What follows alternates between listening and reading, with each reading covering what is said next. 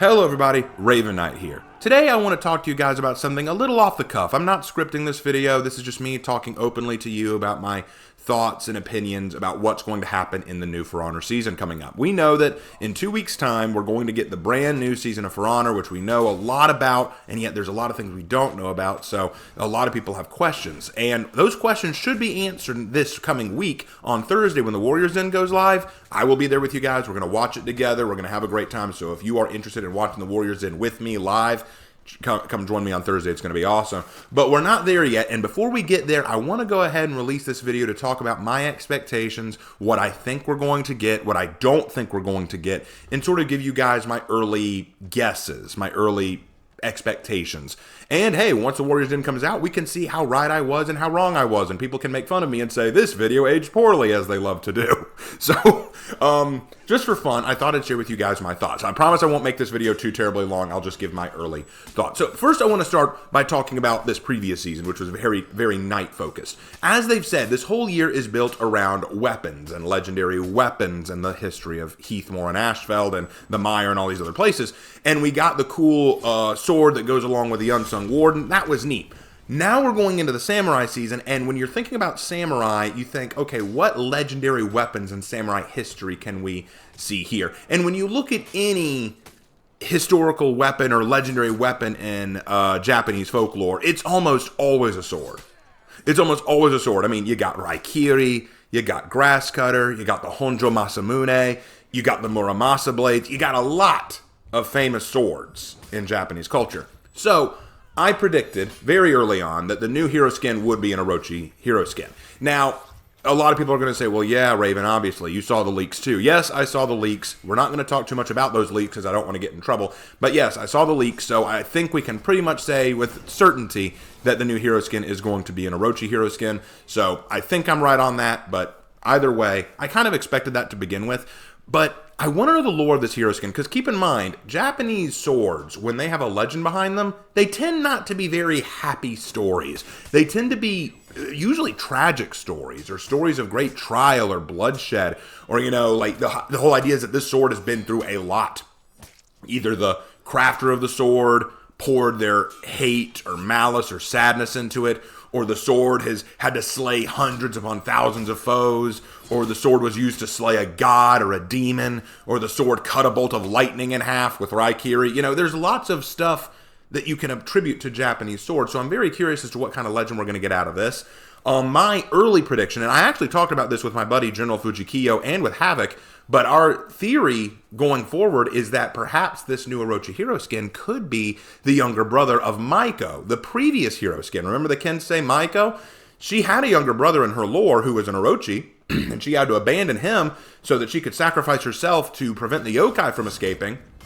It could be that ever since her sacrifice, her brother has kind of gone forward trying to figure out what to do with his life and where to go forward, maybe carry on in his sister's footsteps and slay demons or protect the Mire. There could be a lot of things you could do with that, and that'd be a really cool story if you followed up on Maiko's story and then tell the story of her brother. That would be a really, really cool idea. I don't know if they'll do that. It's possible they'll do that. If they do that, that is awesome. And thank you, General Fujikiyo, for discussing that idea with me and for Havoc for listening to it. It's just a cool idea. So I think that'd be really, really awesome. Now, obviously, because we're getting the new Orochi hero skin, there's going to be a lot of Orochis running around. Lots of people running around as Orochi, wanting to fight, wanting to kick all kinds of butt. Now, some people are predicting, like, what if we get another hero skin next season that is, you know, another licensed person like Ezio was? I don't think that's going to happen. In fact, I do not anticipate another licensed hero skin like Ezio for a long time, if ever. I think that was an experimental thing they wanted to try, and I'll be real honest, I don't think it went over very well, at least from my perspective. The Ezio skin looks okay. I'm not going to say it looks bad by any metric, but I'm not a big fan of it, and maybe I'm alone in that camp. Maybe I'm the only one out there who says that I wasn't a big fan of the Ezio hero skin being added. But I just don't see as many Ezios running around as I thought I would. It's not like Sun Wukong, where I see Sun Wukongs and Unsung Wardens running around everywhere, but regardless of that, I don't see another licensed hero skin coming. Now, everyone always asks the same questions. Regardless of the hero skin, regardless of any of that, the big question everyone asks is, what do I think the new hero of For Honor, the new samurai hero, is going to be? Now, I don't 100% know. There's no way I can know. In fact, I'll be real honest, it's difficult to know because I'm sitting here thinking, what weapon can you give the next samurai? You've gone through a lot of the classic samurai weapons, and any others you try to add are so similar to previous weapons, it'd be very difficult. For example, I said the other day that maybe they could do a samurai hero with a yari spear. But the obvious counterpoint to that is, okay, well, how would you make a person with a yari spear fight different than Nobushi, who has a polearm, or Valkyrie, who has a spear, or any other character with a polearm style weapon? How would you make their fighting style different? So maybe it's not just a spear. Maybe it's two weapons. Maybe it's kind of like what Ocelot has, a spear and a club. Okay, but then how would you make them fight differently than Ocelot? See, that's the thing. It's not enough to find a weapon for the hero. You got to make them fight uniquely compared to other heroes. Otherwise, you get the complaint of, you're just reusing movesets, which becomes a very annoying complaint overall. So what do I think the new hero will be? Well, I'll tell you what I think they will be.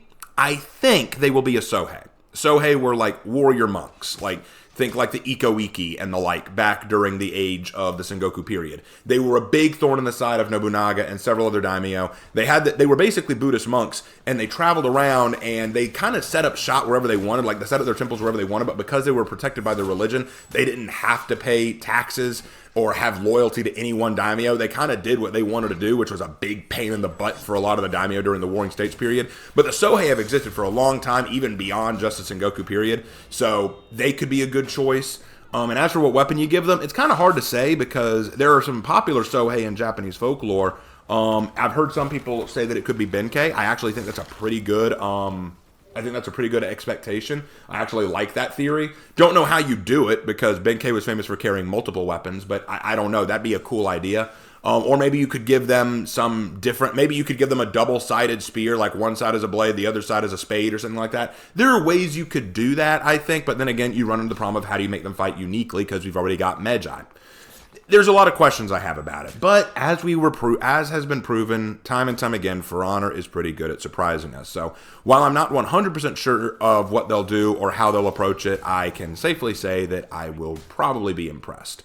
As long as we just don't get another Hitakiri. Okay, you know what? I'll be real honest. We could just remove Hitakiri and replace Hitakiri with whatever we're about to get. I will be happy. I just do not like Hitakiri. I'm not a big fan of Kyoshins either. Kyoshins are kind of cringe, especially in ganks. But I'm getting off topic.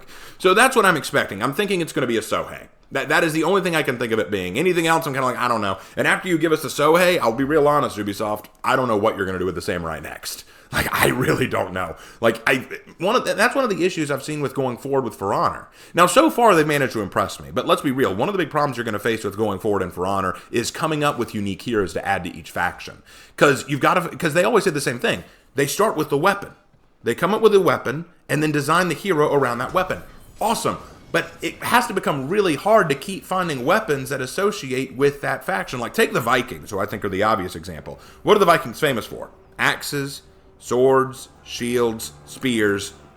There are others like the sea axe and other stuff, but usually that's where it draws the line. You don't have a whole lot of other stuff. The Vikings didn't have flails, for example. They didn't have maces. Like, they didn't have all these things. That was usually associated with the knights. But okay, we can work with that. So Raider has an axe, and Valkyrie has a spear. Okay, Warlord has a sword and shield. Cool. Berserker has 2 axes. Okay, that's fine. That's cool. And then Shaman has an axe and knife. Okay, but that's unique enough. Highlander has a claymore. Great. That's a big sword. That's awesome. And then Jormungandr has a hammer. That's a little bit more mythological, but we'll take it. And then Varangian Guard has an axe and shield. It's kind of like, okay, when you get around to the next Viking hero, what are you going to give them? And that's the issue. So the samurai and the knights face the same issue. What happens when you've used up all the unique weapons? What happens when you've run out of unique weapons to give them? And I think this is so funny because when you look at the Wulin, we only have 5 Wulin warriors, and there are still, I can think of 3 Chinese weapons off of the top of my head that they haven't touched yet. I can think of 3.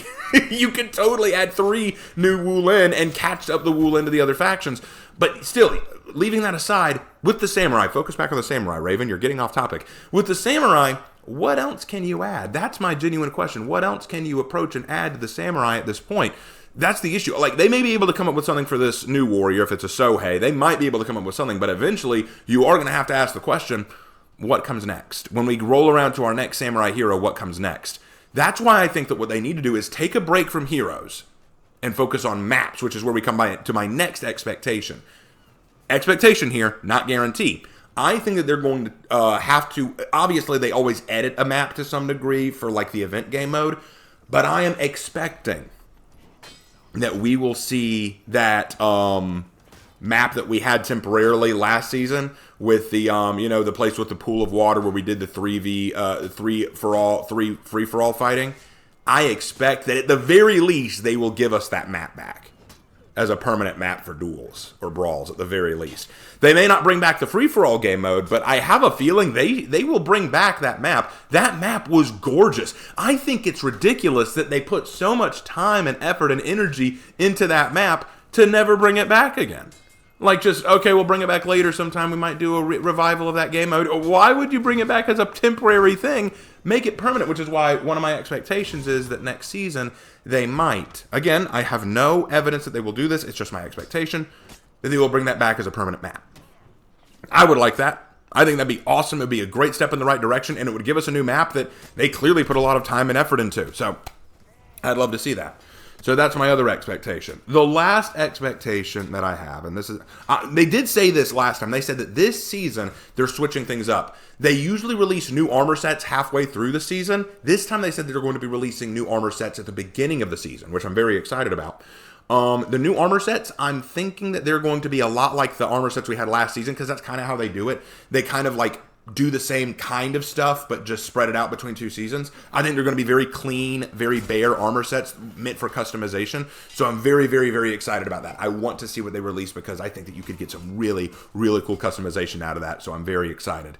Now, as for patch note stuff, like changes to the gameplay balance, it's hard for me to guess because I don't know what their priorities are right now. Their recent testing grounds was built around anti-ganks, if I recall. So I don't know what they're going to do this time around. If I had to, let me put it this way. This isn't my expectation necessarily because I have no way of knowing. But what I'd like is if, of course, they did a Lawbringer rework. I want to see them fix Lawbringer. I want to see them nerf Hitakiri. If you're not going to get rid of that character, at least nerf them. There was no reason to buff Hitakiri. There was no reason whatsoever. So nerf that son of a gun.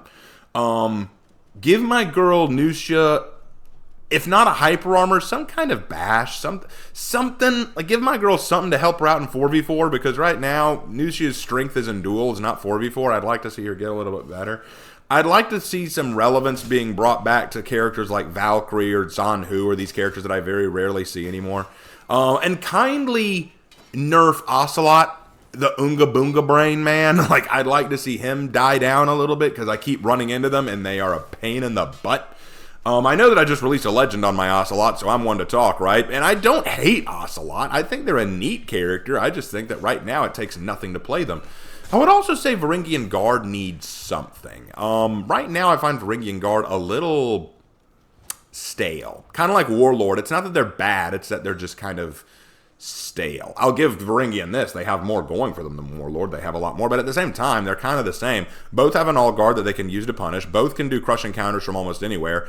Both can capitalize on a lot of hit power, but Varangian at least has unblockables. Not even Warlord has that.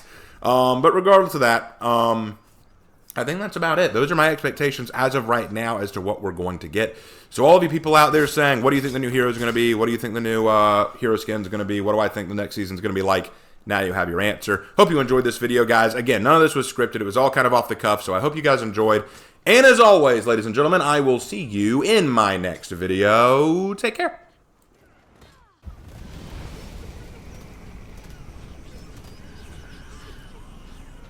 Later.